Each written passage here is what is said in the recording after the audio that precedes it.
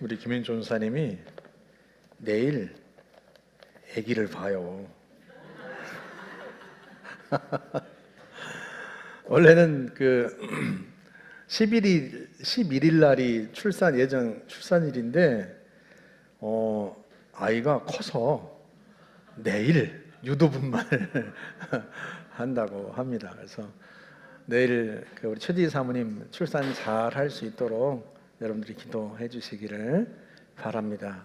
우리 최 사모님, 우리 김인철 사모님 격려의 박수를 한번.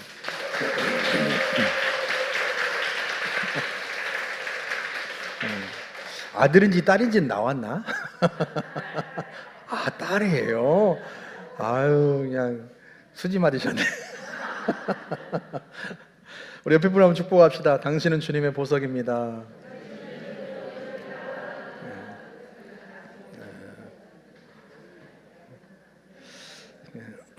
오래전 일입니다만 제가 영국 유학을 내려놓은 지 1년쯤 지났을 때예요.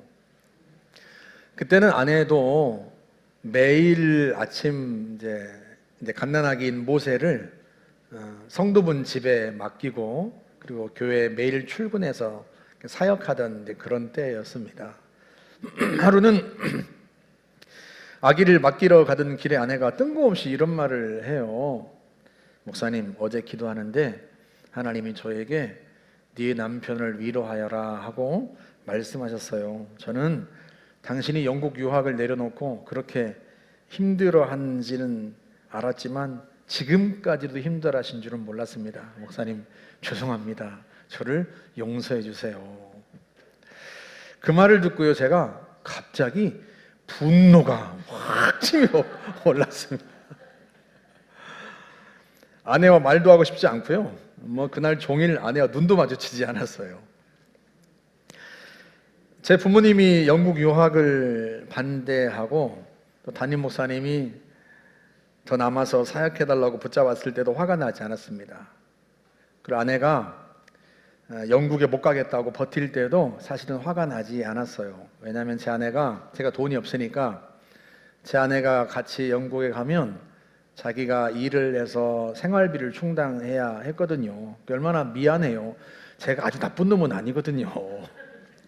그래서 미안한 마음이 컸었는데요. 그런데 그날 아내의 말은 제가 참을 수가 없는 거예요. 유학을 못 가게 된 것 때문에 내가 그렇게까지 힘들어하는 걸 몰랐다는 게 말이 되는가? 물론 제 아내가 몰랐겠습니까? 하지만 아내는요, 그 후로 제 마음이 다 정리된 줄로 알았던 거죠. 그게 화가 났던 거예요. 아니, 어떻게 그게 쉽게 정리될 만한 일인가? 21살 때 유학을 가야 되겠다 하고 마음먹은 후부터 제가 돈이 없으니까 준비를 아주 철저하게 했거든요. 독일 문화원에 가서 독일어를 배우고, 그래서 외국인을 만나면 입에서 영어가 안 나오고 독일어가 나올 정도로 그렇게 독일어를 준비했고, 또 영국 유학으로 방향이 틀어졌을 때도 애들을 미리 필리핀에 보내서 영어를 공부하게 하고, 근데 돈이 없으니까 사립을 보낼 수는 없잖아요. 초등학교를 영국에서. 국립초등학교를 보내면, 공립을 보내면 공립에는 외국에서 온 아이들을 위한 영어 프로그램이 없어요. 그러니까 아이들이 알아서 영어를 배워야 돼. 알아서. 그게 미안하고 미리 준비를 시키려고 이제 그해 미리 아이들을 필리핀으로 보내서 7살 된 은서, 9살 된 모세를 석 달 동안 필리핀으로 강제로 보내가지고 영어도 공부하게 하고 그렇게 준비를 해왔던 거였거든요. 그렇게 10여 년 동안 준비하고 계획했던 일이 아내 반대로 틀어졌을 때 제가 얼마나 속이 상했겠어요. 그런데 그게 과연 몇 마디 미안하다는 말로 정리될 것으로 생각을 했다니, 그게 제가 화가 났던 거죠. 아무튼 그날 네 남편을 위로해라 하고 하나님이 말씀하셨다는 그 말을 듣고 제가 깨달은 게 두 가지예요. 하나는 사람의 위로는 한계가 있구나. 다른 사람의 위로로 제 마음이 풀렸다면 1년이 지나서 제 아내의 말에 분노가 치밀어 올랐겠습니까? 사람의 위로는 한계가 있는 거죠. 두 번째로, 온전한 위로는 주님께로부터 오는구나. 그날 아내가 말하기까지는요, 저도 잘 지냈습니다. 이미 다 지난 일이에요. 그런데 제 아내의 이야기를 듣고 분노가 치밀어 오른 것은 아직도 제 마음속에 저는 저만 몰랐지, 아직도 제 마음속에서 그게 다 풀어지지 않은 거죠. 10여 년 동안 준비했던 유학이 수포로 되었을 때 그 마음의 낙담함이, 나는 풀어졌다고 생각했는데 제 마음 깊은 곳에서는 풀어지지 않은 채 있었던 거죠. 그래서 주님은 제 마음이 완전히 풀어지기를 바라셨던 거고, 그래서 제 아내를 통해서 그렇게 말씀을 하신 거죠. 과연 그날 네 남편을 위로하여라는 그 말씀 한마디에 제 마음에 남아있던 앙금이 다 제거가 되었습니다. 주님의 위로야말로 우리의 마음을 온전히 치유하시는 거죠. 그걸 주님은 아세요. 그래서 주님께서 제자들에게 하신 첫 번째 설교의 그 두 번째 메시지가 바로 오늘 본문인 거예요. 애통한 자는 복이 있나니 그들이 위로를 받을 것이다. 실제로 예수님의 이 설교를 듣는 청중의 대부분은요, 인생의 하자 때문에 울었던 사람들입니다. 우리 마태복음 4장을 한번 볼까요? 23절 25절. 예수께서 온 갈릴리에 두루 다니사 그들의 회당에서 가르치시며 천국 복음을 전파하시며 백성 중의 모든 병과 예루살렘과 유대와 요단강 건너편에서 수많은 무리가 따르니라. 예수님께서 자기에 나온 그 수많은 무리, 많은 사람들의 병을 고쳐주셨습니다. 근데 병만 고쳐주신 것이 아니라요, 모든 병과 모든 약한 것을 고쳐주셨어요. 이 약한 것이라고 하는 말라키아라고 하는 이 헬라어 단어가 본래는요, 부드러움, 유약함이란 뜻을 가진 말라코스에서 온 단어예요. 그러니까 예수님께서 육체의 질병을 가진 사람만을 고쳐주신 게 아니라 유약함, 마음의 약함, 마음의 병을 가진 사람까지도 우리 주님이 다 치유를 해주신 거죠. 몸과 마음이 병들고 쇠약해진 사람들이 예수님의 소식을 듣고 제일 먼저 예수님께로 나아왔고, 예수님은 몸의 모든 질병과 마음의 약함까지도 다 고쳐주시고 치료하신 거예요. 그리고 나서 마태복음 5장에서 산상수훈 첫 번째 설교를 하신 거죠. 오늘 말씀도 그 설교 중에 하나고요. 애통하는 자는 복이 있다. 여러분, 예수님의 그 설교를 들었을 때 듣는 사람들의 마음이 어땠을까요?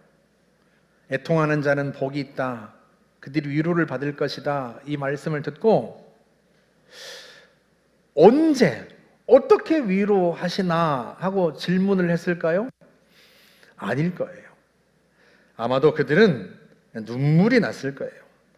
아, 예수님은 내가 무엇 때문에 애통한지, 내가 얼마나 울었는지 알고 계시는구나. 남몰래 울어본 사람은요, 위로가 뭔지를 알아요. 내가 무엇 때문에 아파하고 무엇 때문에 우는지 알아주는 것만으로도 위로가 됩니다. 꼭 해결책을 제시해 주어서가 아니라, 아, 저 사람은 내 마음을 아는구나, 내가 왜 그렇게 힘들어하는지 아는구나, 알아주는 것만으로도요, 우리는 위로를 받고 마음의 힘을 얻습니다. 위로는요, 울고 있는 내 마음을 알아주는 것에서부터 시작돼요. 그런데 마땅히 내 마음을 알아줄 거라고 생각했던 사람이 그 마음을 몰라줄 때 우리는요, 더 깊은 상처를 받고 심지어 마음의 분노도 일어나게 됩니다. 그런데 여러분, 한번 생각해 보세요. 우리 주님처럼 내 마음 깊은 곳까지 알아줄 수 있는 사람이 과연 몇이나 될까요? 영국 유학을 내려오는 지 1년 만에 주님이 제 아내에게 말씀하셨다는 게 무슨 뜻이겠어요? 주님이 그 1년 동안 기다리셨다는 뜻 아니겠습니까? 제 아내가 제 마음을 알아주기를 1년을 기다리셨다는 뜻 아니겠어요? 그런데도 제 아내가 모르니까, 몰라주니까 제 아내에게 주님이 말씀하셔야 했던 거죠. 여러분도 아시다시피 제 아내처럼 다른 사람의 마음을 잘 헤아리는 사람이 어디 있겠어요. 저같이 마음이 무딘 사람은요, 발끝도 못 따라갑니다. 제 아내가 굳이 우리 김영준 전사님에게 우리 문춘수 권사님이 전도했다는 꼭 말해주세요 라고 하는 이야기를 제 아내가 전달한 이유가 뭐겠어요? 문춘수 권사님의 그 수고를 알아주고 싶은 거죠. 그러지 않겠습니까? 그러면 저한테 그런 얘기를 해요. 우리 김목자 권사님이 그 위층에 사시는 분이라서 오늘 모시고 왔다고. 전도하는 분은 문춘수 권사님 전도하시고, 또 모시고 오는 건 김목자 권사님이 수고를 해서 모시고 오시고, 그걸 저한테 이야기하는 이유가 뭐겠어요? 그 수고를 알아주고 싶어서. 저는 그런 거 잘 모르거든요. 그런데 그렇게 사람의 마음을 알아주려고 힘쓰는 제 아내도요, 한계가 있어요. 사람은 누군가의 마음을 알아주는데 한계가 있어요. 당연히 그의 위로도 한계가 있죠. 사람의 위로가 필요하지 않다는 게 아닙니다. 많은 경우에는요, 누군가의 위로만으로도 우리가 힘을 얻고 용기를 얻습니다. 지난 월요일자 국민일보에 자해하는 10대 청소년들 이야기가 실렸어요. 초등학교 6학년 여자아이가 처음에는 고무줄을 손목에 매고요, 그 고무줄을 잡아당겼답니다. 고무줄을 잡아당겼다 놈이 얼마나 아파요. 일부러 그렇게 하는 거예요. 그런데 그 통증이 익숙해지니까 그 다음에는요, 날카로운 도구로 자해를 하기 시작하는 거죠. 이렇게 자해하는 10대가 많다는 거예요. 그런데 그 기사에서 10대들의 그런 자해를 어떤 단어로 표현을 했는가 하면 비자살적 자해란 말로 표현을 했어요. 이게 무슨 말이냐면 죽으려고 자해를 한다는 게 아니에요. 살려고 자해를 한다는 거예요. 실제로 고등학교 2학년 자연이라는 아이는 뭐라고 말하는가 하면 내가 죽고 싶어서 자해하는 게 아닙니다. 살고 싶어서 합니다. 그렇게 말을 했답니다. 아니, 살고 싶은데 왜 자해를 하는가? 박종익 강원대병원 정신건강학과 교수가 이렇게 말을 했어요. 비자살적 자해 청소년들의 공통된 특징은 사회적 관계 형성에 어려움을 겪는 것이다. 친구나 심지어 가족의 지지를 받지 못할 때 긴장을 해소할 다른 방법을 찾지 못해서 자해를 한다. 쉽게 말하면 이 아이들이요, 내 편이 없다 이렇게 생각하는 거예요. 친구 중에도 내 편이 없고 심지어 가족 중에서도 내 편이 없다고 생각이 드는 거예요. 그게 너무 고통스럽고 그게 너무 힘들어서 자해를 한다는 겁니다. 여러분 생각해 보세요. 우리 아이들이 고3들이 지난주에 9월 모의고사를 하지 않습니까? 여러분, 우리 아이들 중에서 좋은 대학 가고 싶지 않은 아이들이 세상에 어디 있습니까? 부모가 원하는 대학에 가고 싶지 않은 아이들이 세상에 어디 있겠어요? 그래서 노력하고 힘써 공부합니다. 아침 일찍부터 일어나서 공부하고요. 밤 늦게까지 합니다. 그런데 내가 원하는 대로 되지 않아요. 내가 원하는 대로 결과가 나오지 않아요. 노력하지 않아서가 아닙니다. 여러분, 인생을 살아보니 내 뜻대로 되던가요? 우리 아들이 시험을 치르고 나서 저한테 이렇게 얘기를 해요. 아빠, 모든 사람들이 다 아는 것 같아요. 뭐를? 제가 대학에 떨어진다는 걸요. 그 무슨 소리야? 아빠, 모든 사람들이 다 알고 저만 모르는데 저만 모르는 걸 영화로 찍고 있는 것 같아요. 제가 대학에 떨어지는 걸 다른 사람들은 다 아는데요, 저만 모른 채로 그렇게 지금 영화가 찍히고 있는 것 같아요. 그런 이야기를 해요. 얼마나 불안하면 그런 이야기를 하겠습니까? 트루먼 쇼를 찍는 것 같다는 거예요. 아니, 트루먼 쇼는 옛날에 나온 영화인데 이 아이가 그건 어떻게 알았는지 아빠 트루먼 쇼를 찍는 것 같아요. 그렇게 얘기를 하는 것 같아요. 그래서 제가 그렇게 얘기했습니다. 아들아, 괜찮아. 떨어져도 괜찮다. 삼수해도 괜찮고 사수해도 괜찮아. 너는 대신 젊음이 있잖니, 나이가 있잖니. 너 이제 만 18살인데 괜찮아. 10번을 떨어져도 너한테는 다시 도전할 기회가 있어. 아빠는 50대 중반을 넘어서가지고 아빠가 떨어지면 이게 마지막인가? 이렇게 생각할 수 있을지도 모르지만 너는 또 떨어지고 또 떨어져도 다시 도전할 기회가 있다는 게 얼마나 놀라운 축복이냐. 너한테는 무한한 가능성이 있어.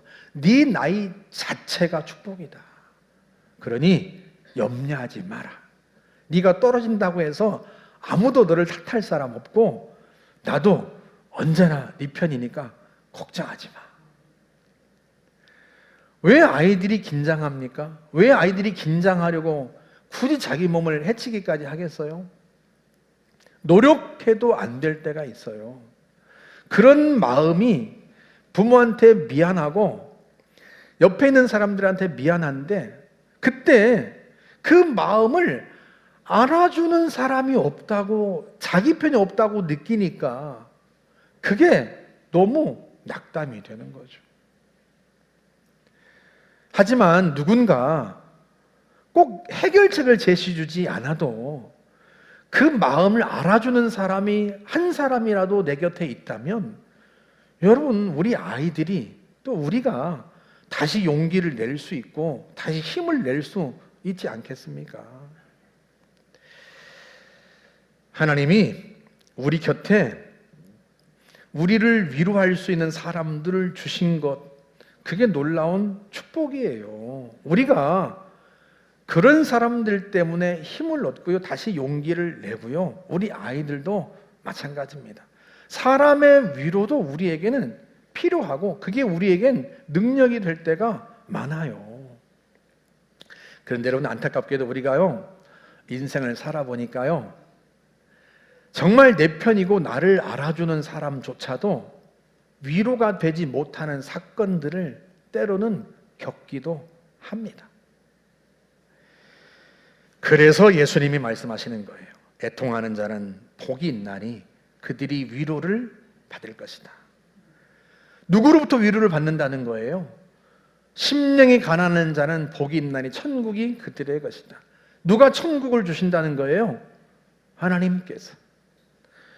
벼랑 끝에 서 있는 내게 하나님이 다가오셔서 하나님이 나를 붙들어 주시고 떨어지는 나에게 날개가 되어 주시고 내 힘으로 안 돼서 애통하고 괴로워할 때 하나님이 찾아오셔서 사람이 줄 수 없는 위로를 주시고 하나님이 우리에게 힘을 주시겠다는 거예요. 하나님이 주신다는 거죠. 하나님이. 실제로 사람에게서 위로받아서 해결되는 것이라면 왜 여태 애통하겠습니까? 왜 여태 울고 있었겠어요? 사람의 위로로는 해결이 안 되는 거예요. 물론 많은 경우 하나님의 위로도 사람을 통해서 오죠. 여러분, 제 아내가 저한테 하나님이 당신을 위로하라고 하십니다 라고 말했을 때, 물론 제 아내의 입에서 나오는 이야기지만 그게 제 아내로부터 온 위로겠어요? 하나님이 제 아내를 통해서 하나님이 주시는 거죠. 많은 경우에는 사람의 위로도요, 하나님을 통해서 옵니다. 그리고 그 하나님의 위로가 결국 우리의 마음을 진정으로 위로하고요, 우리를 일으켜 세우는 거죠. 여러분, 한나를 한번 생각해 보세요.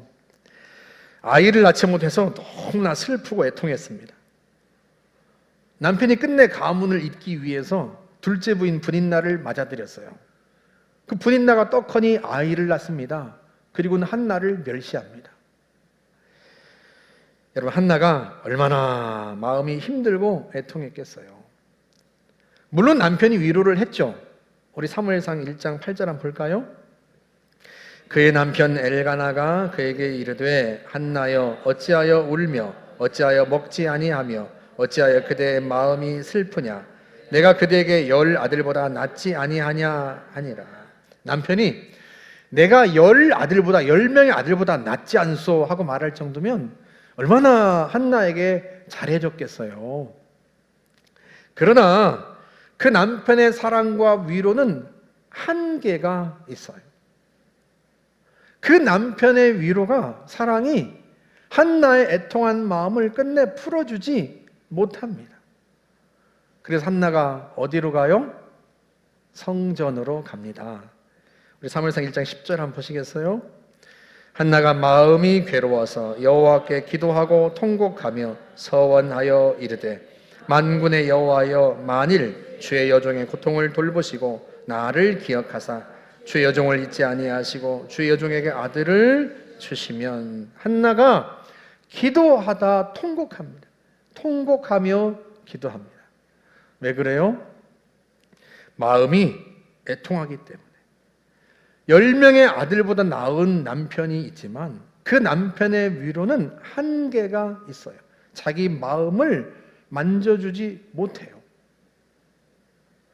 자기 애통함을 누구만 풀어줄 수 있어요? 하나님만 풀어줄 수 있어요. 그래서 한나가 성전으로 달려가서 하나님께 통곡하며 기도하는 거예요. 하나님만이 자기 애통함을 풀어줄 수 있으니까. 과연 하나님께서 한나의 기도를 들으십니다. 그 애통함을 풀어주세요. 아들을 낳게 하시죠. 그 태어난 아들이 사무엘이잖아요. 한나가 하나님께 응답받은 후에 찬양을 하는데요, 한 대목만 한번 볼까요? 사무엘상 2장 1절. 한나가 기도하여 이르되 내 마음이 여호와로 말미암아 즐거워하며 내 뿔이 여호와로 말미암아 높아졌으며 내 입이 내 원수들을 향하여 크게 열렸으니 이는 내가 주의 구원으로 말미암아 기뻐함이니이다. 내 마음이 누구로 말미암아? 여호와로 말미암아 내 마음이 즐거워하고 주의 구원으로 말미암아 내가 기쁩니다. 하나님의 위로야말로 인생에서 누릴 수 있는 최고의 복입니다. 사람의 위로도 우리에겐 필요하지만 그 사람의 위로가 없어서 아픈 사람도 있지만 그 사람의 위로조차도 풀어줄 수 없는 애통함이 우리에게 있단 말이죠. 그 애통함을 풀어줄 수 있는 분은 하나님 한 분뿐이세요. 그래서 주님이 말씀하시는 거예요. 애통하는 자는 복이 있다. 왜? 사람이 풀어줄 수 없는 애통함 때문에 누구에게? 하나님께로 가거든요. 하나님께 울며 기도하거든요. 한나처럼 서원하면서 기도하기도 하고요. 그리고 그 하나님이 우리의 애통함을 풀어주시는 거예요. 사람이 풀어줄 수 없는 우리의 애통함을 하나님이 풀어주세요. 그래서 애통하는 자가 복이 있다는 거예요. 왜?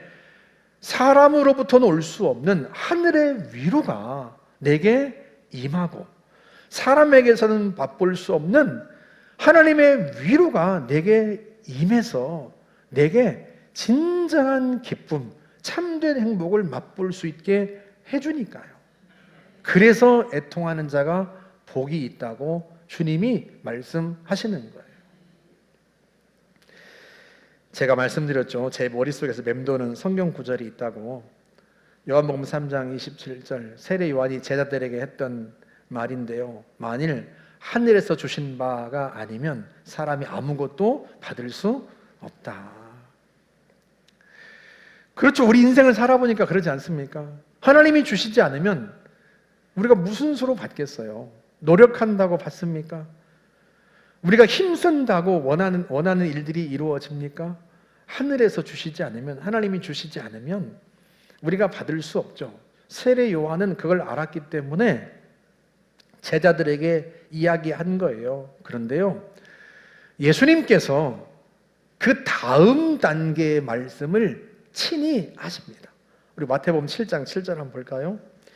구하라 그리하면 너희에게 주실 것이요, 찾으라 그리하면 찾아낼 것이요, 문을 두드리라 그리하면 너희에게 열릴 것이니 구하는 이마다 받을 것이요, 찾는 이는 찾아낼 것이요, 두드린 이에겐 열릴 것이니라. 아멘. 하늘에서 주시지 않으면 아무것도 받을 수 없는 게 인생이지만, 감사하게도 하나님은 구하는 자에게 주시겠다고 주님의 입술을 통해서 친히 약속하신 거예요. 구하는 자는 내가 줄 거다. 찾는 사람은 사람의 힘으로는 찾아낼 수 없는 것일지라도 내가 찾게 만들어 주겠다. 열리지 않는 문, 두드려도 열리지 않는 문, 사람의 힘으로 열 수 없는 문, 내가 열어주겠다. 그걸 예수님이 친히 자신의 입술로 우리에게 약속하신 거예요. 실제로 성부 하나님은 예수님, 독생자 예수 그리스도를 우리에게 내어주신 분이세요. 우리를 자녀 삼기 위해서, 우리에게 천국을 선물로 주시기 위해서, 우리에게 하늘의 위로를 주시기 위해서 아들까지도 내어주신 분이십니다. 그 말씀을 이 마태복음 7장에서 하시는 거예요. 너희 중에 아들이 떡을 달라 하는데 돌을 줄 나비가 어디 있겠느냐? 생선을 달라 하는데 뱀을 줄 나비가 어디 있느냐?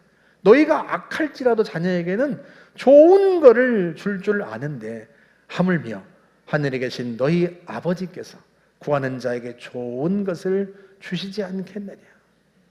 그걸 성부 하나님이 보내신 독생자 예수 그리스도께서 친히 그 아버지의 심정을 이야기해 주는 거예요.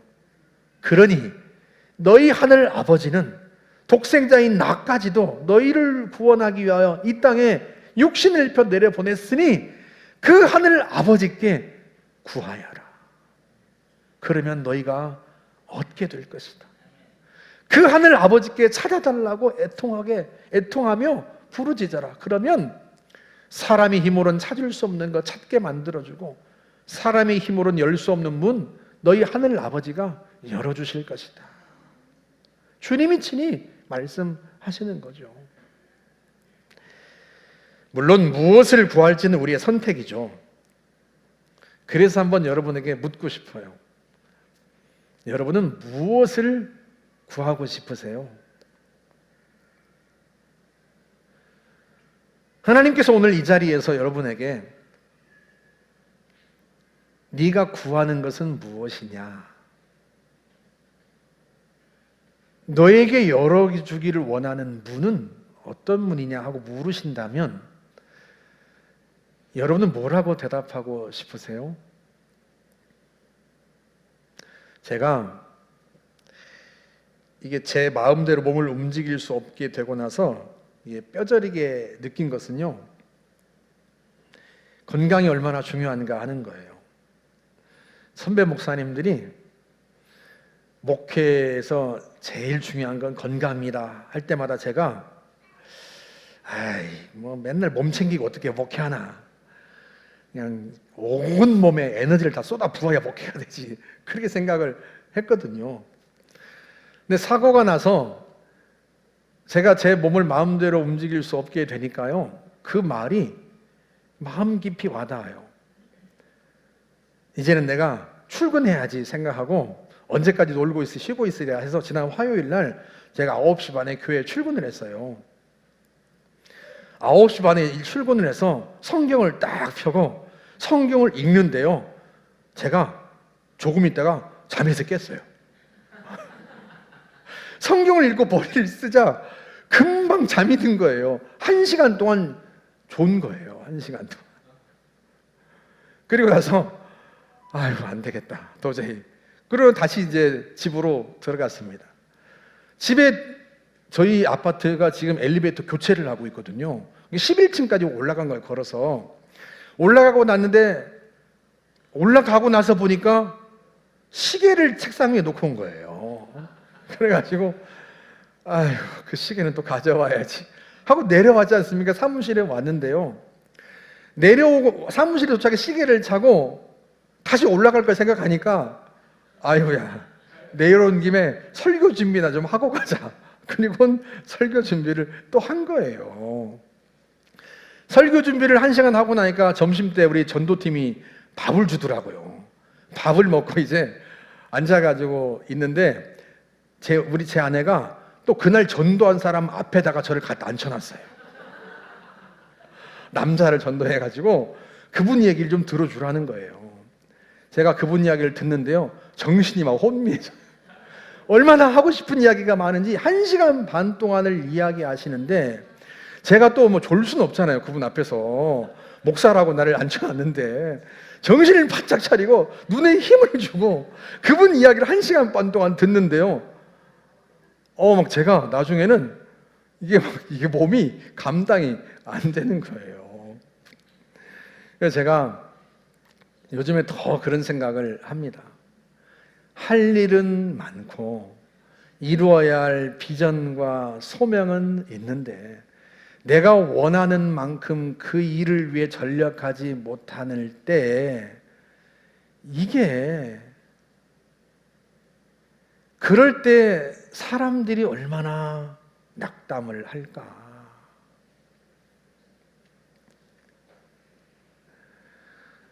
제 아내가 사람들의 마음을 잘 헤아린다고 그랬잖아요. 저는 잘 헤아리지를 못해서 무뎌가지고 제 아내가 굳이 하지 말라는 이야기를 1부 때 했더니 목사님 그 얘기는 안 하셨으면 좋겠습니다 하는데 제가 무딘 관계로 합니다. 예배를 드릴 때마다 아마 제일 많이 우시는 분이 우리 양순자 집사님 같아요. 양순자 집사님이 왜 우시겠어요? 그 아들이 저보다 1살 적은데요, 30대에 교통사고를 당해가지고 강도사고 시에 패스하고 목사 안수만 남겨놨는데 신방을 가다가 교통사고를 당해서 복합 부위 통증 증후군이라는 걸 얻었어요. 이게요, 통증이 수시로 밀려와요. 그러니 목회를 어떻게 하겠습니까? 지금도 일주일에 2번씩 병원에 가서요, 그 독한 진통제를 맞습니다. 얼마나 그 진통제가 독한지요, 그걸 맞다가 죽는 사람도 있어요. 그리고 보호자가 동행해주지 않으면 그 주사를 놓지 않습니다. 제가 몇 년 전에 도봉동에 있을 때 우리 신창성 강도사님을 모시고 1년 동안 일주일에 1번씩 강남 성모병원에 가서 보호자 역할을 한 적이 있어요. 지금도 우리 양순자 집사님이 아들을 데리고 병원에 2번씩 갑니다, 일주일에. 양순자 집사님이 제가 여기서 설교하는 모습을 볼 때마다 누가 생각이 나겠어요? 아들 생각이 나죠. 내 아들도 저렇게 매주일 강단에 서서 설교할 수만 있다면 내 생명이 아까울까? 얼마나 많이 기도하겠어요. 주님, 제 아들을 건강하게 해주시고 주님 뽑으셨으니 목회할 수 있도록 해주십시오. 물론 우리가 늘 기도하죠, 우리 신창성 전사님을 위해서. 그런데 요즘 그 양순자 집사님의 그 심정이, 우리 신수기 권사님 동생을 향한 그 심정이요, 제가 너무 절절하게 깨달아져요. 느껴져요. 그 마음을 다 헤아릴 수는 없지만 제 기도가 더 간절해집니다. 우리 자녀들이 아플 때, 여러분, 제 아내가 그렇게 기도를 했습니다. 제 생명을 가져가시고 아이를 건강하게 해줄 수 있다면 그렇게 해달라고. 그게 부모의 심정 아니겠어요? 우리 모세가 1년 동안 혈변을 할 때 제 아내가 그렇게 기도를 했습니다. 가족이 아플 때, 난치병, 불치병에 걸렸을 때 그 심정이 얼마나 고통스럽겠어요. 아무리 의학이 발달하고 많은 병들을 치료한다고 해도, 아무리 암을 치료하는 수준이 올라가고 완치되는 비율이 높아진다 하더라도 암에 걸린 사람들의 그 심정이 어떻겠어요? 그들을 바라보는 가족들의 심정은 어떻겠습니까? 그 애통함을 사람이 풀어주지를 못해요. 하나님만이 풀어주실 수가 있는 거죠. 그래서 제가 더 절절하게 기도하게 됩니다. 하나님, 우리 자녀들의 병을 고쳐주십시오. 우리 아이들이 건강하게 해주십시오. 하나님, 우리의 가족들을 치료하여 주십시오. 우리 영적인 가족들, 성도들의 병을 치료하여 주십시오. 주님이 저에게 치유의 은사를 주실 수 있다면, 하나님이 우리 교회를 치유의 장소 베데스다로 만드실 수 있다면 그렇게 해 주십시오. 그렇게 해 주실 수만 있다면, 주님, 제가 무엇이 아깝겠습니까? 그들이 병이 치유되는 걸 볼 수 있다면, 그들이 다시 하나님 주신 인생을 힘차게 살아가는 것을 볼 수만 있다면, 주님, 제가 무엇이 아깝겠습니까? 우리가요, 당뇨, 고혈압, 또 뭐 디스크, 남들도 다 아파요. 불면증, 남들도 다 그렇게 아파요.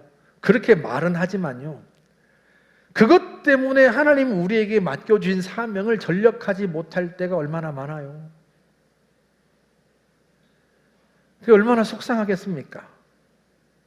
물론 남들처럼 암에 걸린 건 아니고 불치병에 걸린 건 아닐지라도, 내가 몸이 약해서, 내가 성인병 때문에, 내가 불면증 때문에 아파서 주의 일을 감당하지 못한다면, 여러분, 그 심정은 또 얼마나 힘들겠어요. 병뿐입니까? 하나님이 내 길을 열어주시지 않으면, 내 힘으로는 열리지 않는 그 길 때문에, 하나님이 문을 열어주시지 않으면 도무지 열 수 없는, 내 힘으로는 열 수 없는 그 문 때문에, 우리 자녀들에게 열리지 않는 문, 우리에게 열리지 않는 문 때문에 우리가 얼마나 애통하며 얼마나 고통합니까? 그런데 주님이 감사하게도 구하면 주시겠다는 거예요. 그래서 그게 복이라는 거예요. 애통하는 게 왜 복이 됩니까? 고통스러운 문제를 떠안고 있는 게 왜 그게 복이겠어요? 그런데 그것 때문에 하나님 앞에 나오니까 그게 복이라는 거예요. 사람은 줄 수 없는, 사람으로는 받을 수 없는 하늘의 위로와 하나님만이 주실 수 있는 걸 내가 받을 수 있으니까, 그래서 그 애통함이 우리에게는 복이 된다고 주님이 말씀하시는 거예요. 여러분, 지난주 말씀 기억나세요?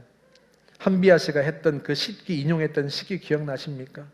설마 하나님이 나를 벼랑 끝에서 밀어버리시게 하겠는가 했는데, 하나님이 나를 벼랑 끝으로 밀어버리신 것 같은 그런 순간들을 우리가 겪습니다. 그런데 놀랍게도요, 그때 우리가 하나님이 나를 날게 하시고 하나님이 내게 날개가 되어주신다는 그 놀라운 기적을 경험하는 거죠. 그래서 그 애통함이 복이에요. 어제 제 소식을 듣고 제가 오랫동안 알았던 한 여자 장로님이 찾아오셨어요. 멀리서부터. 같이 밥을 이렇게 먹다가 요즘 태수는 어떻게 지냅니까? 그 아들 이야기를 제가 물어봤습니다. 본 지가 오래됐으니까요. 근데요, 그 아들이 결혼한 지 10년 만에 아이를 낳았어. 결혼한 지 10년 만에.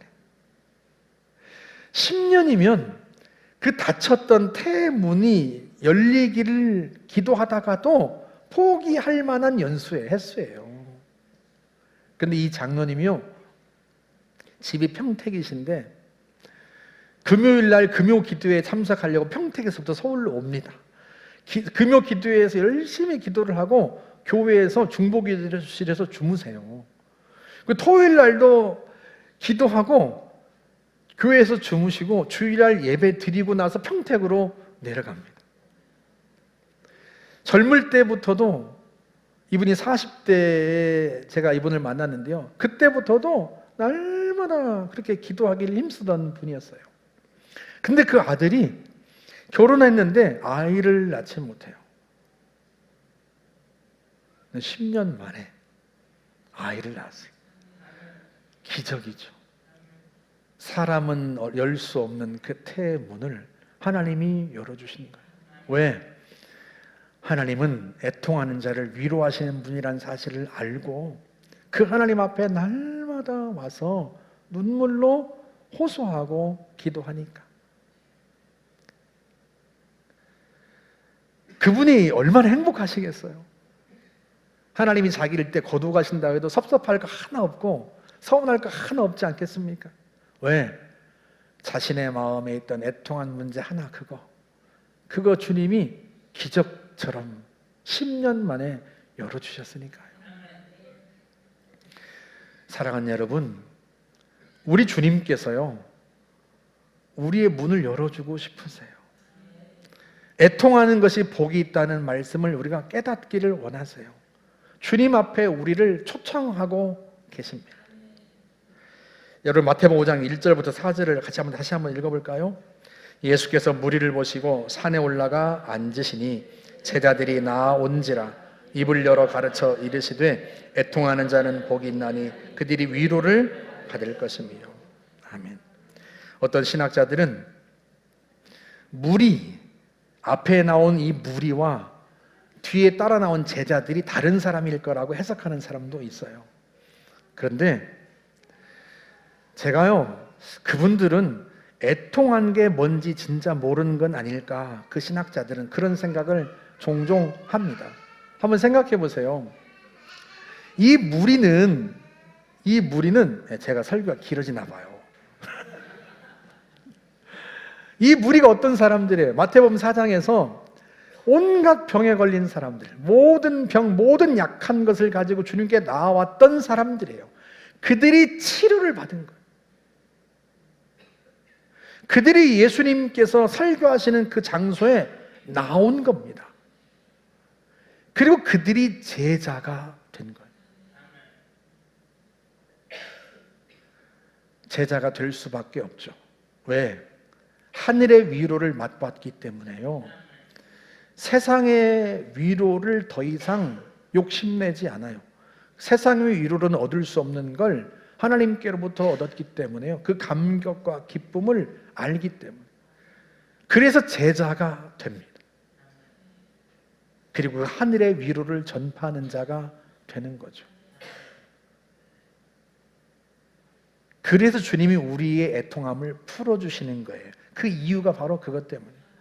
우리가 제자가 되어서 내 애통함을 풀어주신 하나님을 사람들에게 전하고 그들도 사람들로부터 받을 수 없는 위로를 하나님께 받아서 하나님께 영광을 돌려드리고 복된 인생을 살아갈 수 있도록 그렇게 제자가 되라고 주님께서 우리의 애통함을 풀어주시는 거죠. 우리 자신에게도 우리 주변에 있는 사람들에게도 그래서 애통함이 복이 됩니다. 저와 여러분들이 하나님 앞에 울었으면 좋겠어요.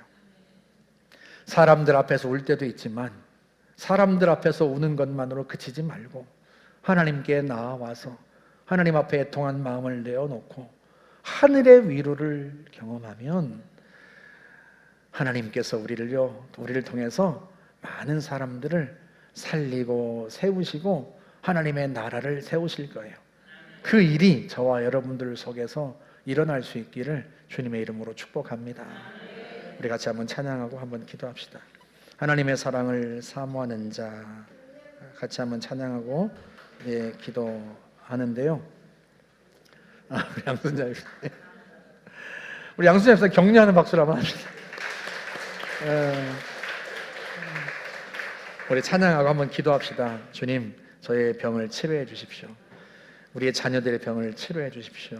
우리의 가족 성도들의 병을 치료해 주십시오. 또 우리 가족들, 우리 성도들의 닫힌 문을 열어 주십시오. 우리 같이 한번 기도하도록 하겠습니다. 찬양합시다.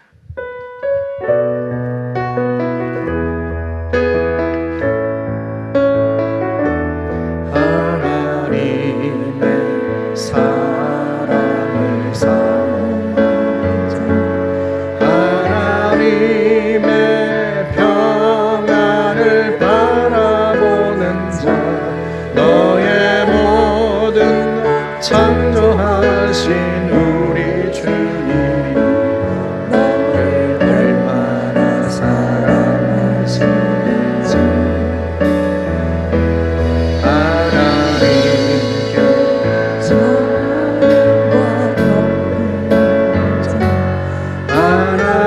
하나님의 선하심을 닮아가는 자, 너의 모든 것 창조하신 우리 주님 너를 자녀 삼으셨네. 하나님 사랑의 눈으로 너를 어느 때나 바라보시고 하나님인 자란 귀로서 언제나 너에게 기울이시니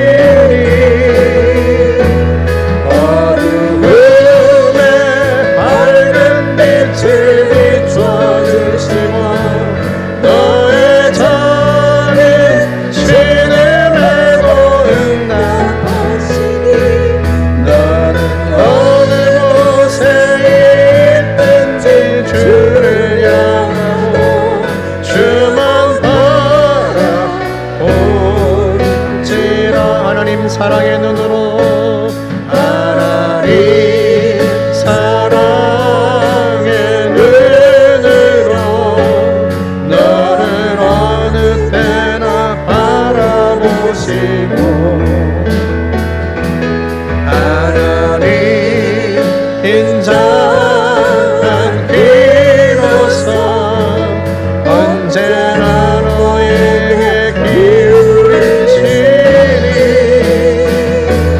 어두움에 밝은 빛을 비춰주시고 너의 작은 신음에도 응답하시니 너는 어느 곳에 있든지 주를 향하고 주만 바라볼지라.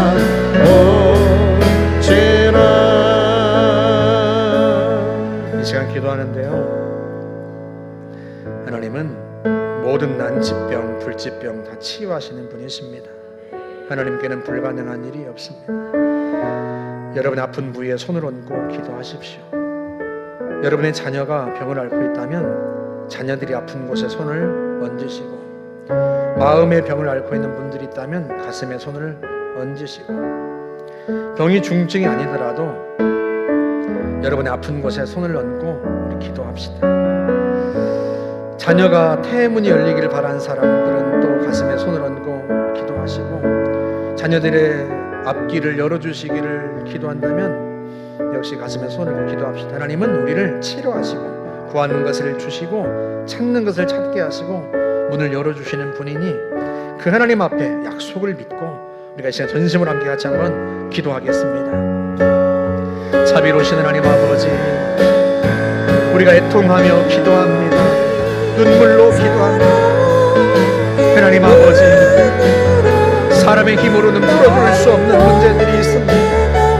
사람의 위로도 통하지 않는 그런 애통함이 우리에게 있습니다. 하나님만이 우리의 통함을 만져주실 수 있고, 하나님만이 우리에게 참된 위로를 주실 수 있습니다. 하나님 아버지, 우리에게 하늘의 능력으로 임하여 주시옵소서. 우리의 질병을 치료하여 주옵소서. 암을 치료하여 주옵소서. 백혈병을 치료하여 주옵소서. 하나님, 난치병, 불치병들을 치료하여 주옵소서.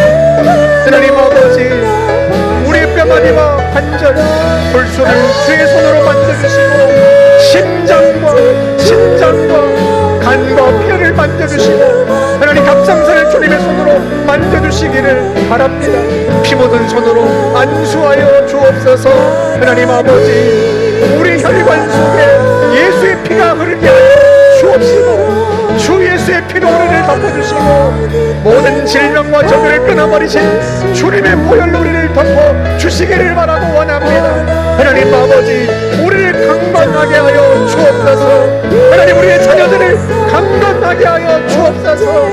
그래 하나님 아버지, 주님 우리에게 맡겨주신 사명, 하나님 힘을 다해 이루어갈 수 있게 하여 주시고, 우리의 자녀들에게 하나님이 계획하신 것들, 하나님 우리의 자녀들이 성취하고 이루어낼 수 있도록 하나님 역사하여 주시기를 바라고 원합니다. 하나님 아버지, 주님은 치료하실 수 있습니다. 구하는 자마다 주시겠다고 약속하셨고, 하나님 아버지, 가장 좋은 것으로 주시겠다고 약속하여 주셨사오니, 독생자 예수 그리스도까지 우리를 내어주신 성부 하나님께서 우리 가운데 역사해 주시고 이루어 주시기를 간절히 바라고 원합니다. 하나님, 우리 자녀들의 문을 열어 주옵소서. 우리의 기업의 문을 열어 주옵소서. 우리의 재능과 노력과 능력만으로는 열리지 않는 분들이 하나님의 능력의 손으로 열려 하나님 우리의 길이 열리게 하시고, 막힌 담이 뚫어지게 하시고, 하나님 주님께서 우리의 마음에 주신 꿈과 비전들을 이루어갈 수 있도록 하나님 역사하여 주시기를 바라고 원합니다. 하나님, 하늘의 위로를 우리 가운데 허락해 주시고, 주님의 놀라운 기적을 우리 가운데 행하여 주시옵소서. 하나님 아버지, 애통함을 풀어주시는 주님, 우리의 심장을 만져주시는 주님, 주의 위로로 기뻐하게 하시고, 주의 구원으로 말미암아 즐거워하게 하시며, 하나님 복을 누리게 하여 주시기를 바랍니다. 아버지 하나님, 역사하여 주옵소서. 역사하여 주옵소서.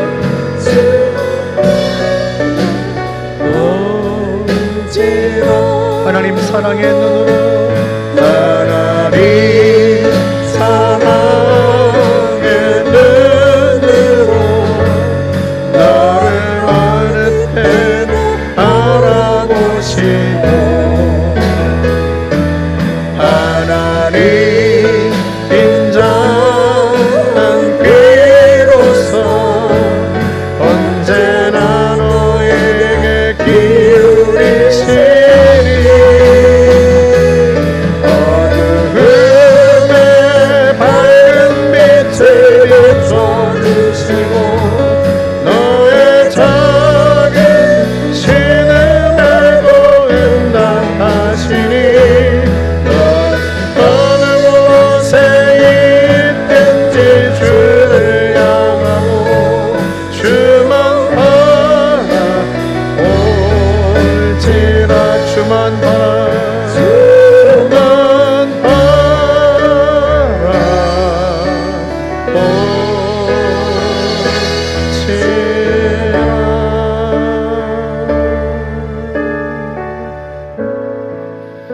하나님 감사합니다. 우리를 자녀 삼으시기 위하여 독생자 예수 그리스도까지 십자가에 내어놓으신 성부 하나님을 찬양합니다. 아들까지 내어주신 하나님이 우리에게 무엇을 아끼시겠습니까?